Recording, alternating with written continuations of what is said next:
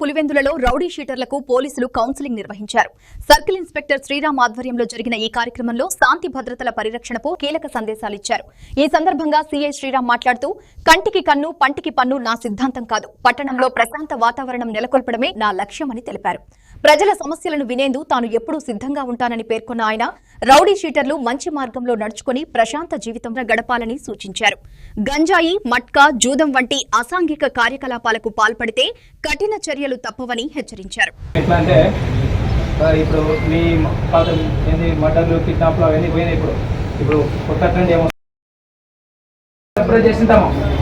ఇప్పుడు మంచిగా బతుకుతా ఉంటాము. దీంట్లో నాకు తెలిసి చాలా వరకు గౌరవంగానే బతుకుతున్నారు నాకు తెలిసి.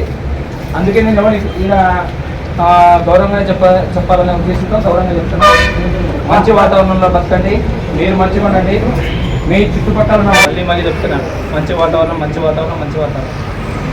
దానికి ఎవరు వైలేట్ చేసినా కూడా చాలా రాక్షసంగా ఉంటారు. పదే చెప్పండి సరేనా. నేను జరిగిన ఇన్సిడెంట్లో వీడియో అనే ప్రతి ఒక్కరిని కూడా కేసులో పెట్టుకున్నారు, గుర్తుపెట్టుకోండి. కాబట్టి దానికి కూడా ఒక ఎవిడెన్స్ ఉంటుంది, వదిలిపెట్టాం. దాన్ని తీగలాగితే దొంగంతా బయటపడినట్టు 100% అందరి మీద నేను ఎవరికి ఇన్వాల్వ్ అయ్యారో ప్రతి ఒక్కరి మీద కేసు కట్టాను.